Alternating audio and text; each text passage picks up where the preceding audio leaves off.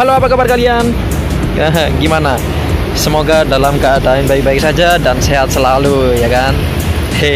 Maaf nih, sebelum itu aku lama banget ya kan nggak upload tentang Redfish 8, Redfish 6 sama Redfish 8 ya kan.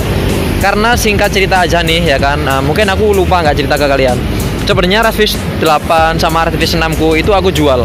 Nah, karena waktu itu ada yang lebih urgent ketimbang sepeda listrik, jadi mau nggak mau harus dijual. Dan kalau seumpama kalian penasaran berapa harga jualnya, sebenarnya waktu itu aku jual dengan harga yang sangat hancur ya, karena memang waktu itu memang butuh banget, butuh cepet gitu, karena ada sesuatu yang lebih urgent ya kan.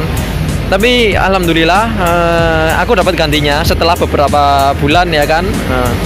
Setelah beberapa bulan aku dapat gantinya, yaitu ini ya kan. Tapi sebelum aku jelasin semua ya kan, aku mau terima kasih dulu nih buat kalian udah subscribe, share, like, and comment ya kan. Buat teman-teman yang udah nunggu, udah sabar ya kan lihat video-video ini, udah komen juga di bawah, tetap antusias sama channel ini ya kan. Aku cukup berterima kasih banget buat kalian ya kan, karena berkat kalian juga aku bisa sampai di titik seperti ini, dan bahkan subscriber itu bisa mencapai di 2.700 orang loh ya kan. Itu tanpa bantuan kalian nggak bakalan mungkin bisa sampai di tempat seperti ini ya kan. Nah, sebenarnya aku itu beli unit ini itu dalam kondisi second. Emang mungkin kalian ada beberapa pertanyaan, kalau mau beli second itu bahaya nggak sih, aman nggak sih sebenarnya kayak gitu. Sebenarnya beli second itu aman-aman aja ya kan. Nah, yang penting itu dilihat dari voltmeter dari baterainya. Kalau seumpama baterainya aman, ya insya Allah semua aman sih, tinggal dicek aja ya kan. Terus kalau seumpama kalian penasaran aku dapatnya harga berapa, aku ini beli second ya kan, itu harganya dapat 8 juta. Nggak sampai 8 juta sih, sebenarnya 7.800.000 sekian gitu loh, kayak gitu. Ya menurut aku harganya sangat worth it sih, mengingat ini dulu kan T3 biasa ini dulu dijual dengan harga 10,5 sampai 11 jutaan kayak gitu. Nah tapi ini aku dapat di harga, terus ya kalau menurut aku sih sangat worth it ya. Karena kenapa pertimbanganku ngambil T3? Ya yang pertama sih yang jelas dia listrik ya kan. Terus yang kedua modelnya ya kan, istriku banget ini, serius istriku banget. Terus yang ketiga buat mobilitas enak. Terus yang keempat tenaganya nggak begitu besar, nggak begitu kecil, cukupan lah. Terus yang kelima bagasinya lumayan lebar, luas banget. Nah itu yang menjadikan pilihanku kenapa kok ngambilnya di Redfish di T3 ini, bukan Redfish cuy, ini karena ini T3 ya gitu. Terus kalau seumpama kalian tanya-tanya apa aja sih yang harus dicek, ya sebenarnya itu gampang, mirip kayak seumpama ketika aku itu nge-review. Jadi kalau seumpama kita mau ngecek ya kan, ya ini posisi ridingnya seperti ini, posisi ridingnya enak kok. Nah mirip kayak motor ya, memang motor ya kan. Ya langsung aja kita coba di kontak dulu ya, jangan pakai remote. Di kontak dulu ya kan, seperti ini. Kita langsung aja coba di remnya. Nah ketika di rem ini nggak mati, berarti ini sensornya udah dilepas. Yang kanan juga ketika di rem yang mati. Seharusnya itu ada tanda seru di sini. Nah ada tanda seru di situ tuh. Nah ada tanda seru, harusnya ada ya kan. Nah tapi kita coba pakai starter ini. Nah itu langsung bisa.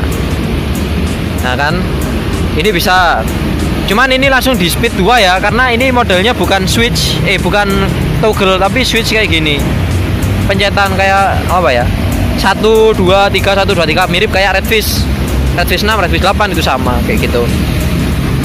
Nah terus setelah itu kita coba di kecepatan 2 sampai berapa, kita coba ya kan. Top speednya ini 42. Setelah itu ganti ke speed 3. Anjay alarm. Nah speed 3 lah ini dipencet agak susah ya, ini tombolnya mungkin ada yang kurang bagus atau memang udah usia kayak gitu. Ini tombolnya udah mulai rewel kayak gitu, dipencet susah kayak gitu. Ini langsung aja digas ya kan. Top speednya berapa? Nah 50. 50 km per jam gitu. Kita belum nyoba tes jalan ya kan. Coba, oke, memang segitu, memang kecepatannya di antara segituan 50 km per jaman. Nah, terus setelah itu kita cek lampu. Kita cek lampu jauh, ya kan? Lampu dekat, terus ini lampu jauh. Nah, lampu jauh itu nyala ya kan, indikatornya nyala. Nih, berarti untuk lampu-lampunya normal. Terus setelah itu nyoba ke bagian cruise controlnya. Coba ya kan, kita jalan kayak gini. Nah, setelah itu kita pencet opti cruise. Cruise control anjir. Opti cruise Andi. Astagfirullah. Kayak gitu. Nah, ini dia tetap jalan ya kan, padahal kita lepas. Nah, itu kita lepas tapi tetap jalan. Nah, tapi di indikator ada tanda ini. Nah, berarti dia normal. Berhubung ini tuh udah dilepas sensornya, jadi nggak bisa direm. Nah, harus digas. Lah, terus dia langsung mati. Tuh, dia langsung mati sendiri. Harus digas. Sebenarnya bahaya sih kalau sama mama nggak, karena sensornya dilepas. Sebenarnya sih bahaya kalau menurut aku. Oke, sebelah kanan clear, beres, normal semua ya kan. Mungkin karena ini aja yang minus. Ya, terus setelah itu balik sebelah kiri. Nah, yang ini kan normal tadi kan. Nah, untuk lampu bawah sama lampu atasnya. Kalau sampah sein kita coba. Sein bisa kanan kiri, depan belakang. Oke. Setelah itu ya betul, kanan kiri. Oke. Indikator nyala. Klakson. Nah, klakson nyala. Setelah itu tombol R. Tombol R ini harus sambil dipakai kaki cuy. Nggak bisa cuy ini. Oke lah, yang penting ini bisa, R-nya bisa. Cuman di bagian ini indikatornya dia mati. Ini di indikatornya mati, mungkin ada kabel yang lepas atau gimana gitu. Kayak gitu. Jadi untuk di bagian kontrol panel ini udah normal ya kan, udah memang wajar lah. Nah, itu coba kita matikan, kita nyalakan lagi. Dia udah jalan berapa kilometer, berapa volt. Nah, itu 60 volt ya kan. Oke. Ini udah jalan 2000 cuy, anjay. Memang motor kerja ini ya berarti ya kan. Tapi nggak masalah selagi semuanya itu normal, nggak masalah meskipun jaraknya jauh kayak gitu. Nah, kalau untuk dari segi fisik,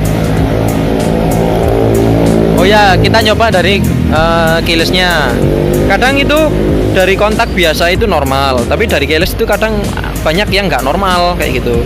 Jadi coba kita pencet ya kan. Nah. Nyala coy. Nah, kita coba ya kan. Kita pencet starter. Oke, jalan. Speed 2 sama. Ganti ke speed 3.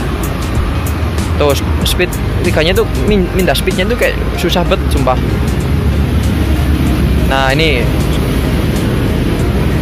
speed 3-nya 51 ya kan sama. Setelah itu lampu jauh normal. Nah, sein normal, sein kiri normal, klakson R normal. Nah, ternyata normal. Setelah itu coba kita dimatikan. Udah mati ya kan. Nah, kalau untuk dari segi fisik ya kita cek dari body-bodinya. Biasanya ini tuh yang sering patah itu di bagian bodi belakang. Sering ada rewel itu biasanya di bodi belakang. Tapi karena ini utuh ya kan. Ini utuh, masih utuh. Nah, tapi di bagian kuncinya dia ada yang rusak. Tuh. Bagian kunci belakang. Nah, ini memang mungkin dia waktu ini kurang lancar tapi langsung ditarik-tarik gitu loh. Jadi memang ada rusak, tapi masih normal semua sih. Waktu dibuka itu masih normal semua. Tuh. Nah, dalamnya itu kontrolernya. Hanya kontrolernya itu memang waktunya ini ya, nyetel ulang. Dalam arti dibersihkan, setelah itu dirawat, dirapikan lagi. Kontrolernya itu di dalam. Nah, kurang rapi. Kalau menurut aku sih kurang rapi dia. Kurang rapi. Kayak kelempar-lempar. Itu nanti kita coba didata lagi ya kan. Nanti ada di next video seperti itu. Tapi overall ini enak, normal. Setelah itu kita coba di bagian kunci stang. Karena dari sistem keamanan kan kita juga perlu cuy. Tuh. Nah ini agak rewel nih kunci stangnya. Tuh nggak bisa dicabut, susah sekali. Nah ini baru bisa. Jadi kadang lah ini ngunci nih nggak bisa dicabut nih ya kan. Nah ini baru bisa. Nah setelah itu kita coba di ini. Oke, bagus, normal semua. Itu ada kabel sein kanan kirinya. Kalau ada yang rusak bisa dicek di situ. Ini kondisinya masih normal ya kan. Oke. USB port kita coba. Biasanya sih ini kemasukan air ya kan, waktu nyuci atau apa biasanya itu kemasukan air. Jadi perlu dicek juga. Iya, tapi ini normal tuh, nggak ada karatnya. Nah, ini udah ya kan di bagian atas. Kita langsung coba cek di bagian bawah kaki-kaki. Oke, kan kaki-kaki. Nah ini nih, dia banyak cat yang terkelupas, terus dia ada karatnya di pinggirnya ini sini. Ini biasanya terjadi karena waktu dia nyuci nggak dilap sampai bawah. Jadi dia nimbul karat, ada genangan air, dia nimbul karat. Hal kayak gini tuh sebenarnya dihindari ya, karena kalau sama dia itu berkat dalamnya tuh bisa-bisa kotor, bisa-bisa dalamnya kotor. Nah karena ini tuh memang udah disil, itu udah terminimalisir. Tapi kalau bisa sih dibersihkan ya. Sampai salah-salah gini itu bener dilap, kanipo terserah lah, pakai yang mikro itu juga nggak apa-apa kayak gitu. Terus dari sebelah sini, dari tuas remnya. Nah untuk tuas remnya ini yang belakang waktu dicoba memang terlalu dalam ya, karena ini tromol bisa disetting di bagian belakangnya sini. Sekiranya dia sangat dalam, mencetnya terlalu dalam, ini tinggal diputar ke kanan buat mengencangkan kayak gitu. Untuk rodanya masih bagus ya, masih kuat, atos, masih keras sekali. Lalu di bawah karpetnya kita cek masih bagus, apa namanya, decknya, nah, body-bodinya. Terus coba kita cek bagian depan, roda depan. Roda depan ini masih bagus, normal, sekoknya juga aman, nggak bocor ya kan, karena resiko bocor itu juga tinggi kalau sekok depan itu, suspensi depan masih aman ya kan, nggak ada yang bocor. Bagus sekali itu, bagus sekali. Rem, nah rem kalau sama kalian lihat kilometer sebenarnya kilometer kendaraan manapun itu kan bisa diresetkan. Nah kalian ngecek itu kendaraan itu pure apa enggak, bohong jujur apa enggak, itu dari piringannya. Jadi kalau piringannya dia itu udah kemakan banyak, berarti dia kilometernya udah jauh cuy. Tapi kalau dia masih belum kemakan banyak, berarti memang kilometernya rendah. Biasanya dari situ. Tapi kalau khusus rem tromol nggak bisa, harus ngebuka ya kan. Karena resiko itu tinggi sekali buat di reset ulang itu bisa banget. Jadi jangan percaya sama kilometer yang rendah dan lain-lain itu, karena semua itu bisa dimanipulasi. Gitu. Tapi kalau ini kan bisa dicek. Ya ini kan nggak dalam tuh. Nah ini kan nggak dalam. Jadi insya Allah masih aman kayak gitu. Lalu suspensi belakang juga enak, nggak ada bocor.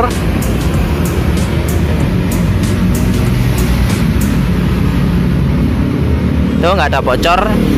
Yang sebelah kiri, sebelah kanan kita cek.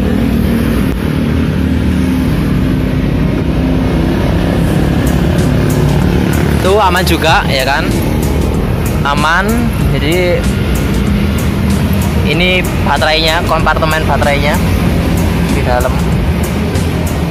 Nah kurang lebih seperti itu. Nah, kalau seumpama ngecek versi aku sendiri kayak gitu.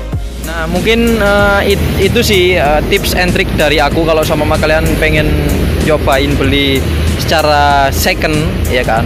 Nah, tapi sebenarnya ada sih cara yang lebih aktual buat ngecek baterainya, yaitu pakai avometer. Sebenarnya kemarin tuh aku ngecek pakai avometer, alhamdulillah normal. Cuman kalau di sini di video kali ini mungkin nggak bisa aku jelaskan caranya gimana ngeceknya. Tapi next di video aku bakal kasih tahu caranya, dan itu simpel banget. Mungkin aku share lewat YouTube Short juga bisa. Nanti kalian cek aja lah, jangan lupa follow, ikutin terus video-video ini. Nah entah mungkin itu bermanfaat buat kalian, atau kalau sama kalian kurang berminat juga nggak apa-apa sih. opsional gitu. Nah mungkin sekian dulu yang bisa aku share. Next bakalan aku ulas semua tuntas tentang sepeda ini, cara ngerawatnya seperti apa ya kan. Kita tunggu aja di video-video berikutnya. Oke, see you on next video.